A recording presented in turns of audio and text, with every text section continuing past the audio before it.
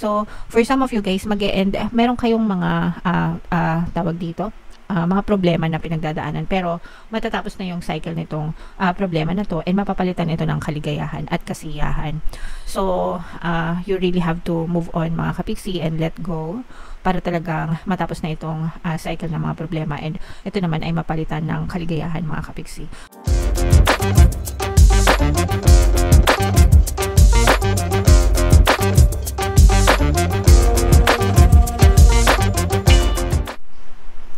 Hello guys, hello Libra, welcome back to Pinay Pixie Tarot. Ang pamagat ng episode natin for tonight is full moon kapalaran para ngayong October to November para sa Libra, Sun, Moon, Rising, Sign, and Venus.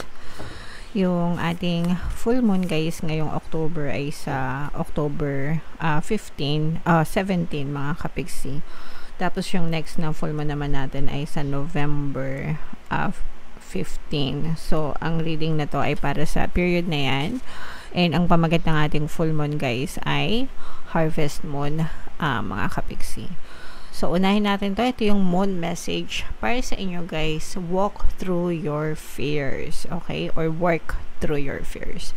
So, yung mga takot natin, mga kapiksi, no? Takot at duda, kailangan in-overcome natin yan. Mga kapiksi, yung favorite kong sawikain kasabihan, no? Yung sinulat ng author ng Dune, sabi niya doon, I must not fear. Fear is the mind killer. It's a little death that brings obliteration. So, ibig sabihin nun guys, yung ating mga takot sa buhay, yun yung pumapatay sa atin. Yun yung pumapatay sa mga pangarap natin sa buhay, mga kapiksi.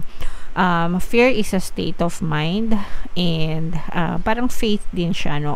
Opposite ng fear is faith. Faith is also a state of mind. So, depende ko ano yung fino-focus nyo, mga kapiksi, you will, experience that in your physical reality. So, yung mga takot natin, guys, wag nyo nang i-entertain yan. You have to overcome it, and instead, mag-build kayo ng faith na everything will always work out for you. Magiging ma-okay din ang lahat. Kaya ko to. Kung kaya ng iba, kaya ko din. Yun yung pinakamagandang statement, guys, para ma-overcome nyo yung fear nyo. Kung kaya ng iba, kaya ko rin. Kung nagawa ng iba, magagawa ko rin. Okay? So, every time na natatakot kayo, mga kapiksi, ganun lang yung sabihin nyo, guys. And unti-unti, ma-overcome nyo yung fear mo.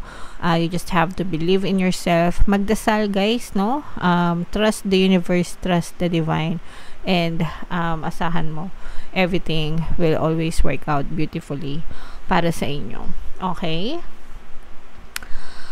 Have some sexy time, no? Para sa iba, para a message para sa iba, have some sexy time. Sexiness is hindi yan sa hulma ng katawan, mga kapiksi, no? Sexiness is kung gaano ka ka-confident, kung gaano mo ka-confident dalhin yung sarili mo. So, it's more of a self-concept, mga kapiksi, rather than the shape of the body. Merong ibang mga tao na even if hindi sila kapayatan or hindi sila kaisliman, but they are confident, no? They look sexy, mga kapiksi, because they feel sexy. Confident sila sa katawan nila. Ganyan. Sometimes even yung mga plus size, 'di ba? Plus size na woman, plus size na guys, no? It's all about carrying yourself, mga kapiksi. Okay? Time to let go. Additional meanings for this card, guys. Time to let go of a grudge you're holding. Yung grudge, guys, yung pagtatanim ng mga sama ng loob. Okay? So, kailangan yung i-let go yan, mga kapiksi. Move on from jealousy, move on from being obsessive. Yan, kasi ano yan guys, nagpapakita yan ng insecurity nyo. Okay? And kapag insecure kayo, doon na nagkakaroon ng mga kung ano-anong iniisip. So, you have to work on your self-concept, guys, no? Kapag maganda yung self-concept nyo, mga kapiksi, maganda yung pakiramdam nyo sa sarili nyo, you won't feel insecure. Excuse me, guys. Sorry. Hindi kayo may insecure, mga kapiksi. And stop being paranoid. Okay? Alright, so comment down below guys if feeling nyo nakaresonate kayo dyan sa messages na yan mga kapiksi. Tingnan natin yung ganap sa inyo ngayong full moon season. Shuffle ko to guys, habang shuffle ko to, panoorin nyo muna yung video natin regarding sa ating paano mag-manifest ng abundance video course. Kapiksi, sawa ka na ba sa mga struggles at hirap sa buhay mo? Masipag ka ba at masikap sa buhay ngunit hindi ka pa rin umaasenso? Ilang beses ka na bang nag-attempt mag-negosyo at mag-invest pero palagi ka pa rin nalulugi? Sa pagkakataon na ito ay maaaring may subconscious beliefs ka na nagiging balakid sa iyong pag-unlad at pagyaman. Introducing, paano mag-manifest ng abundance video course. Dito ay matututunan mo ma-overcome ang mga balakid mo para tuluyan ka ng umunlad, umasenso, sumagana, maging matagumpay, successful at maswerte sa iyong kabuhayan, pera, trabaho, negosyo sa lapi at kaperahan ng bonggang-bongga. Dali, mag-send na ng email sa pinoypixitarot@gmail.com at simulan na ang iyong pagyaman ngayon. Alright, so sa lahat ng gusto mag-avail ng course guys, mayroon tayong freebie ngayong October. Magbibigay tayo ng free 3-in-1 pampaswerte sa subliminal, sa pampaswerte sa buhay, sa pera at saka sa love life, worth 1,500 yung freebie na yan guys, kaya mag-avail na kayo.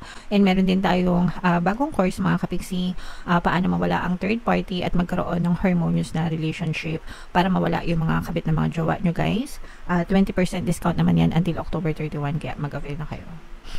So, Libra guys, kayo ay represent ng King of Wands. Sa deck na to mga kapiksi, ang air sign ay represent ng Wands na suit. So, kayo ito. And ito naman yung ating moon energy. Meron din ditong another presence ng air sign, Aquarius, Gemini, Libra. For some of you, maaaring may ganyan kayo sa inyong natal chart, or you may be dealing with another person na may ganyan sa kanilang natal chart. Ito guys, this is both negative and positive. Yung negative dito mga kapiksi, ito more on positive to actually, kasi angel number 10 guys, i-check nyo yung ibig sabihin yan. Baka magkaroon ng additional message sa inyo yung inyong mga anghel gabay. So for some of you guys, mag-e-end, meron kayong mga tawag dito, mga problema na pinagdadaanan, pero matatapos na yung cycle nitong problema na to, and mapapalitan ito ng kaligayahan at kasiyahan. So you really have to move on mga kapiksi and let go para talagang matapos na itong cycle ng mga problema, and ito naman ay mapalitan ng kaligayahan mga kapiksi.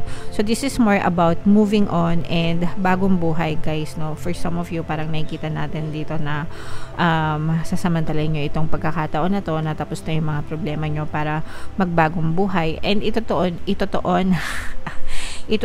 nyo guys yung inyong attention sa inyong sarili, no? So you will focus more on yourself, focus on healing. Sa mga may sakit mga kapiksi, no, kung kayo ay may mga sakit, may mga karamdaman, nararamdaman natin dito na parang unti-unti na kayong nakaka-recover sa mga sakit nyo. Pero guys, no, again, pagdating sa mga sakit-sakit ha, palaging magpa-check up, kumonsulta sa mga doktor. Sila yung mga may karampatang kaalaman, tamang kaalaman at tools para ma-diagnose yung mga sakit nyo. So, magpa-check up mga kapiksi. Pero this is more on, parang you are moving to a more positive side mga kapiksi ng buhay nyo. Parang ready na kayo sa next chapter ng buhay nyo, ready na kayo magbago, ready na kayo sa bagong buhay mga kapiksi. For some of you guys, parang nakikita din natin dito na nalalampasan nyo yung mga toxic na sitwasyon, toxic na parang mga toxic na tao na nagbibigay sa inyo ng stress. Parang you are being freed from them. Ibig sabihin nakakalaya kayo sa mga ganong klase ng sitwasyon.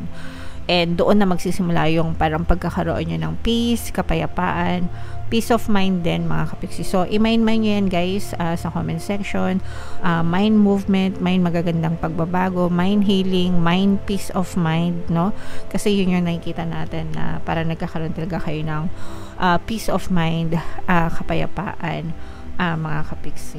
For some of you guys, parang nagkaroon kayo ng trauma sa mga negative na na-experience nyo mga kapiksi, and okay lang yun guys. I mean, it's part of life na sometimes talaga nagkakatrauma tayo, pero you have to work through your fears, diba? Sabi nga dito, kailangan nyo siyang paglabanan mga kapiksi, okay? Hindi naman palagi na dapat mabuhay tayo sa takot, no? Kasi nga, sabi ko sa inyo, madadamage naman yung buhay natin. Pero, unti-unti yan, guys, no? Mawawala din yung mga takot nyo. And, merong magsasalba sa inyo, mga kapiksi. Kumbaga, pero merong tao na tutulong sa'yo para ma-overcome mo yung mga fear mo, yung mga trauma mo, mga kapiksi. Meron ding mag-aalok sa inyo ng negosyo or business, guys. Meron ditong presence ng water sign, Cancer, Pisces, Scorpio. For some of you, maaaring may water element kayo sa inyong natal chart, or you may be dealing with a water sign. Merong mag-aalok sa inyo na magnegosyo or mag-business, mga kapiksi. Syempre, pagdating sa ganyan, of course, that's a good opportunity. Pero dapat, again, guys, bago kayo umuo, bago kayo sumabak sa gera, ika nga, pag-aralan nyo munang mabuti, no? Magsaliksik, mag-research, tingnan kung legit, tingnan kung authentic, mga kapiksi. Kayo lang yung makakagawa niyan, guys, no? Depende sa mga sitwasyon nyo, kailangan magsaliksik, mag-aral na mabuti bago umuo dun sa mga investment, dun sa mga negosyo, para hindi kayo ma-scam, maloko, mga kapiksi. Kung kayo ay magnenegosyo, para sa akin, mas maganda na kayo mismo yung magtayo ng business on your own, di ba? Mag-buy and sell kayo, yun yung pinaka-safe na negosyo, guys, no? Bibili kayo ng goods, tapos mark up nyo yung price, and then ibenta nyo ng better price. So, di ba? Trading yun eh.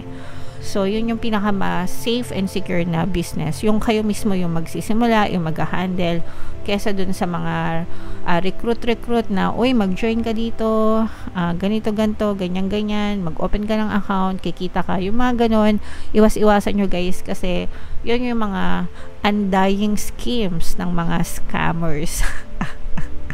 So, dapat natuto na tayo dun sa mga ganong klase ng trend na mag-open ka na account, kikita ka ng ganito, ganyan.